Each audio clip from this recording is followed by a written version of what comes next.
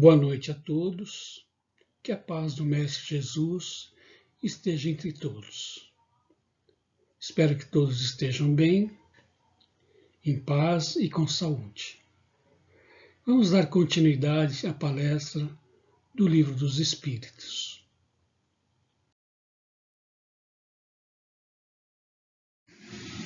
O tema de hoje são ocupações e missões dos espíritos. Constante no Livro dos Espíritos, capítulo 10, questões 558 a 584. Que pergunta: alguma outra coisa incumbe aos espíritos fazer que não seja melhorar-se pessoalmente? Ou seja, além do objetivo de melhorar, de desenvolver, evoluir, qual outra incumbência os espíritos têm? Os espíritos respondem: concorrem para a harmonia do universo, executando as vontades de Deus, cujos ministros eles são. A vida espírita é uma ocupação contínua, mas que nada tem de penosa, como a vida na terra, porque não há fadiga corporal, nem as angústias das necessidades. Então não há aquele peso do corpo que impede e limita muito as nossas ações. Bem desempenham função útil no universo os espíritos inferiores e imperfeitos? Olha só que pergunta interessante. Têm deveres a cumprir. Para a construção do edifício, não concorre tanto o último dos serventes de pedreiro como o arquiteto? Então todos têm uma função útil, mesmo sendo espíritos inferiores ou imperfeitos. Tem atribuições especiais cada espírito? Temos que habitar em toda parte e adquirir o conhecimento de todas as coisas, presidindo sucessivamente ao que se efetua em todos os pontos do universo. Mas como diz o Eclesiastes, há tempo para tudo.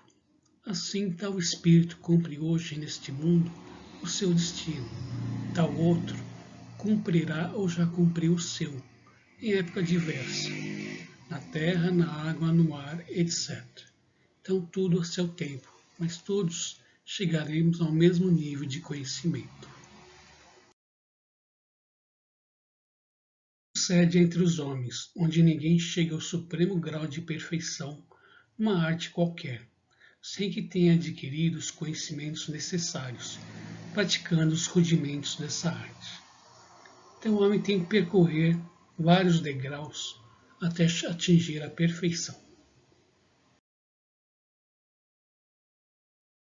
No que adquirir, os espíritos da ordem mais elevada se acham em repouso absoluto ou também lhes tocam ocupações? Dias que fizesse na eternidade, a ociosidade eterna seria um eterno suplício. Ninguém aguenta ficar na ociosidade sem fazer nada. Kardec complementa com outra pergunta: de que natureza são as suas ocupações? Ver diretamente as ordens de Deus, transmiti-las ao universo inteiro e velar por que sejam cumpridas. Então as ordens vêm diretamente lá de cima.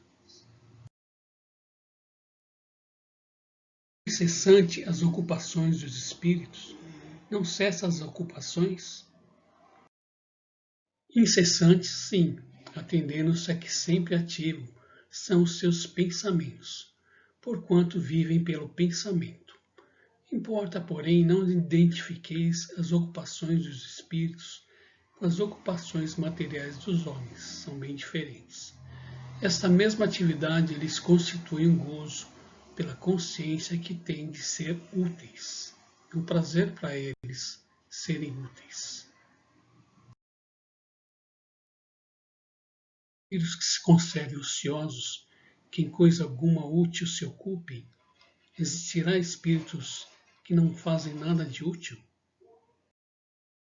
Mas esse estado é temporário e dependendo do desenvolvimento de suas inteligências. Há certamente como há homens que só para si mesmo vivem. Pesa-lhes, porém, essa ociosidade, e cedo ou tarde o desejo de progredir lhes faz necessária atividade e felizes se sentirão por poderem tornar-se úteis. Referimos-nos aos espíritos que hão chegado ao ponto de terem consciência de si mesmo e do seu livre-arbítrio, porquanto em sua origem todos são quais crianças que acabam de nascer e que obram mais por instinto que por vontade expressa. Então, existe esse estado de ociosidade, mas é temporário. Com o tempo, esse pensamento muda, eles vão querer ser úteis e fazer algo para a evolução.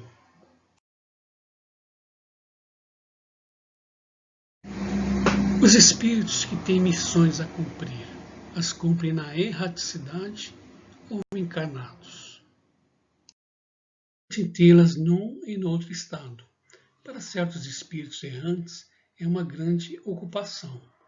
Então podem cumprir tanto encarnados como desencarnados.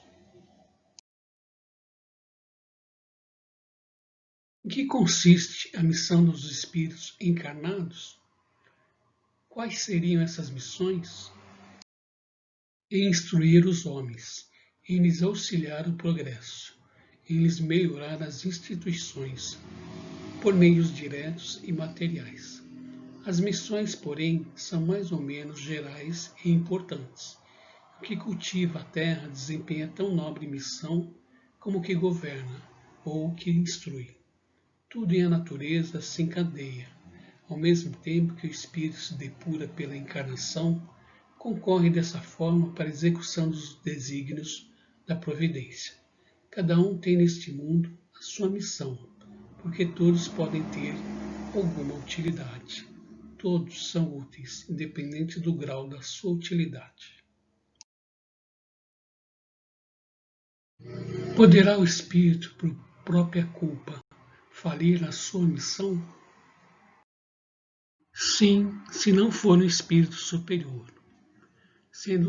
Não sendo um espírito superior, ele pode sim falir na sua missão. O espírito superior não deixará de cumprir a sua missão.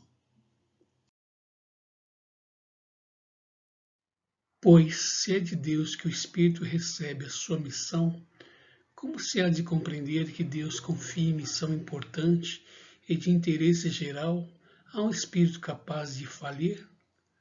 Vocês acham que Deus daria uma missão para um espírito que poderá falir na sua missão? Olha só o que os espíritos nos respondem. Não sabe Deus se o seu general obterá a vitória ou se será vencido?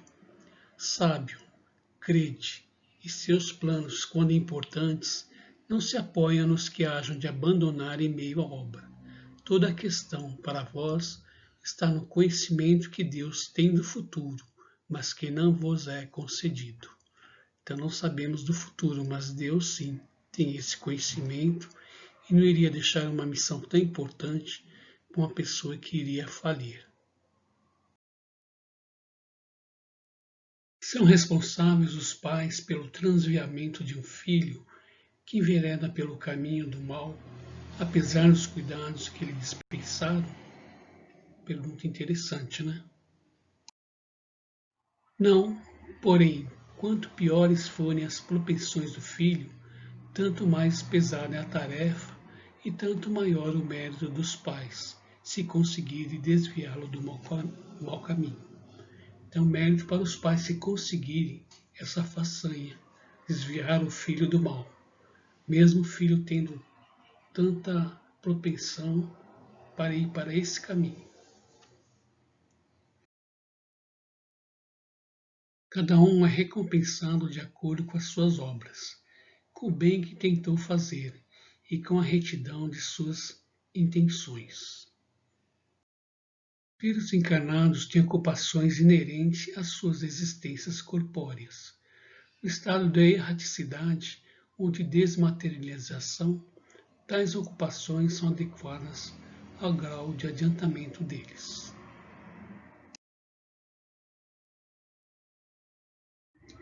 Uns percorrem os mundos, se instruem e preparam para a nova encarnação. Outros, mais adiantados, se ocupam com o progresso, dirigindo os acontecimentos e sugerindo ideias que lhes sejam propícias. Assistem os homens de gênio que concorrem para o adiantamento da humanidade. Outros encarnam com determinada missão de progresso. Então cada um tem a sua ocupação e a sua missão. Eu finalizo esse capítulo informando que eu apenas comentei algumas questões. Existem mais questões no Livro dos Espíritos que vocês podem pesquisar para aprender mais e ter maiores conhecimentos. E eu termino por aqui. Muito obrigado.